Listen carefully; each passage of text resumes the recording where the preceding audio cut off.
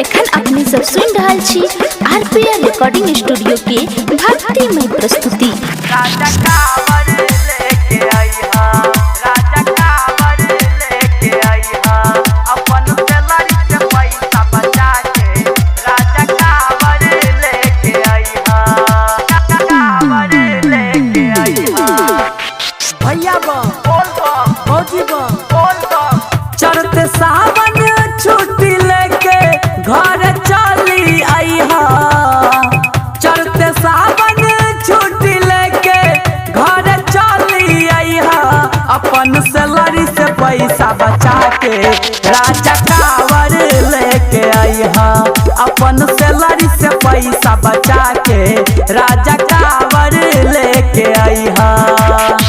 चढ़ते सावन छुट्टी लेके घर चली आइहा। अपन सैलरी से पैसा बचा के राजा कांवर लेके आइहा। अपन सैलरी से पैसा बचा के राजा कांवर लेके आइहा।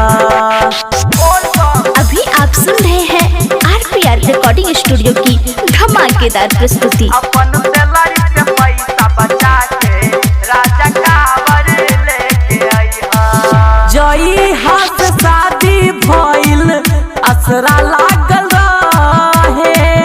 रउआ संग देव घर घूमे के मन बड़ा करे। के मन बड़ा करे। हाँ, जई हाथ शादी भइल असरा लागल रहे। रउआ संग देव घर घूमे के मन बड़ा करे।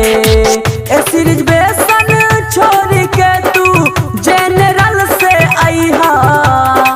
ए सीरीज बेसन छोड़ के तू जनरल से आइहा। अपन सैलरी से पैसा बचा के राजा कांवर लेके आइहा। अपन सैलरी से पैसा बचा के राजा कांवर लेके आइहा। बोल बा mix by RPR recording studio सर्दी सुंदरपुर। अपन सैलरी से पैसा बचा के राजा कांवर लेके आइहा।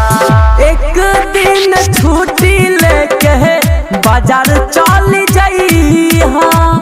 अपना लेल गंजी गमछा गेरुआ रंग के लइहा। गेरुआ रंग के लइहा। हो एक दिन छुट्टी लेके बाजार चल जाइहा। अपना लेल गंजी गमछा गेरुआ रंग के लइहा। देवर सचिन कहै छ घरे जल्दी चली आइहा। देवर अजित कहै छ घरे जल्दी चली आइहा। अपन सैलरी से पैसा बचा के राजा कांवर लेके आइहा।